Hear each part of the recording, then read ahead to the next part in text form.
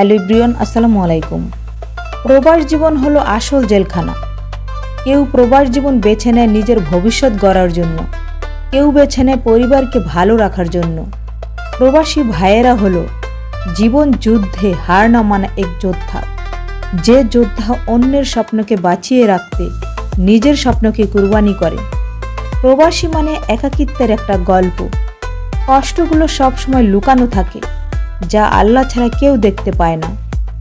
জীবনের মায়া ত্যাগ করে হাত ভেঙে, পা ভেঙে, মেরুদণ্ডের শিরধারা ভেঙে, জ্বর ঠান্ডা অসুখ নিয়ে শত কষ্ট সহ্য করে কাজ করে যায়। 15 মাসে টাকা পাঠাতে দেরি হলে বা না পাঠালে নিজের বউটাও আগের মতো কথা বলে না। নিজের খাবারটা পর্যন্ত হাত পুড়িয়ে রান্না করে খেতে হয়। সারাদিন কাজ করার পর যখন রাতে বাসায় ফিরে, তখন দেহটা ক্লান্ত হয়ে পড়ে। খাওয়ার সময় দেখে ভাত নষ্ট হয়ে গেছে, তরকারি অনেকটা পচে গেছে। পেটে এতটাই ক্ষুধা যে বুকটা ব্যথা করছে। সেই ভাত ক্ষুধার যন্ত্রণায় ধুয়ে খেয়ে নিচ্ছে, কারণ শরীর না চললে কাজে যেতে পারবে না, আর কাজে না গেলে পরিবার না খেয়ে থাকবে। টাকার মেশিনটা অচল হলে বোঝা যায় কে কতটা আপন ছিল। পরিবারের বেইমানির কারণে শত কষ্ট করেও সুখী হতে পারে না। প্রকৃত সুখ খুঁজে পায় না। সুখে কান্দে, দুঃখে হাসে, কষ্ট বুকে জমা রাখে।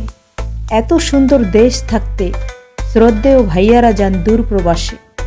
স্বপ্ন ছিল বাঁধবে ঘর, প্রবাস তাকে করল পর। জন্ম নিল বাংলাদেশে, ঘুমাইতে হয় দূর প্রবাসে। প্রবাসীরা হলো এক একটা জ্বলন্ত মোমবাতির মতো, নিজে জ্বলে জ্বলে পরিবারকে আলোকিত করে। প্রবাসীরা মনে করে, আমার এক জীবনের বিনিময়ে যদি পরিবারের সবার জীবন সুখে থাকে, দুঃখটা না হয় আমিই নিলাম, সুখ কিন্তু পরিবারকেই দিলাম। কারণ বাঙালিরা পরিবার ছাড়া থাকতে পারে না। সেই পরিবার প্রবাসীদের জীবনটা এলোমেলো করে দেয়। আপন মানুষগুলো স্বার্থপর হয়ে যায়। প্রতিটা প্রবাসী গায়ের রক্ত পানি করে, রোদে শুকিয়ে, বৃষ্টিতে ভিজে, ঘাম জড়িয়ে টাকা পাঠায়। আর সেই টাকা প্রবাসীর বউ বাচ্চা পরিবারেরা দুই হাতে ওড়ায়।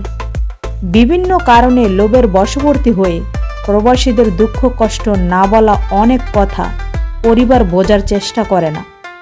প্রবাস জীবন আরামায়েশের জায়গা না। একমাত্র প্রবাসীরা জানে আপন জনকে ছেড়ে থাকা কতটা কষ্টের।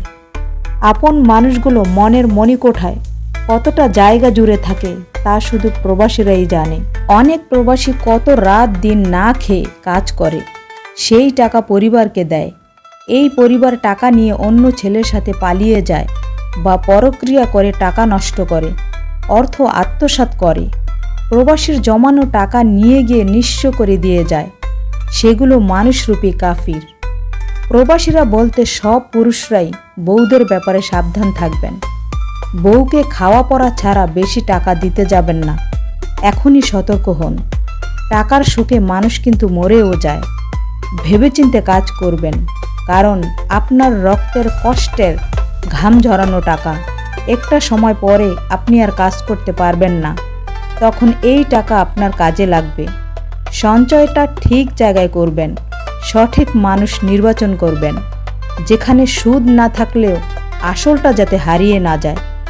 বউ গেলে চলে যাক, টাকা নামক জীবন যাতে ঠিক থাকে। যে থাকার অল্প খেয়েই থাকবে। দিন শেষের রাতে প্রিয় মানুষটার সাথে একটু কথা বলার জন্য উতলা হলেও একটা সময় পর লোভের জন্য সেই প্রিয় মানুষটাই বিরক্ত বোধ করে। হাসি মুখে ভালো আছি বলা মানুষটার নাম প্রবাসী। কি পায় একটা প্রবাসী? না পায় পরিবার পরিজন, না পায় টাকা। মানুষ মরে একবার পরিবারের জন্য, প্রবাসীরা মরছে শতবার। প্রবাসীরা কখনো নিজের জন্য টাকা উপার্জন করে না। কষ্টের উপার্জিত টাকার বিনিময়ে পরিবারের সবাইকে ভালো রাখে। দেশে আসতে চাইলে মা বাবা বলে, দেশে এসে কি করবি? বিল্ডিং নাই, ব্যাংকে টাকা জমা নাই, বোনের বিয়ে হয় নাই, ভাই পড়ালেখা শেষ করে নাই।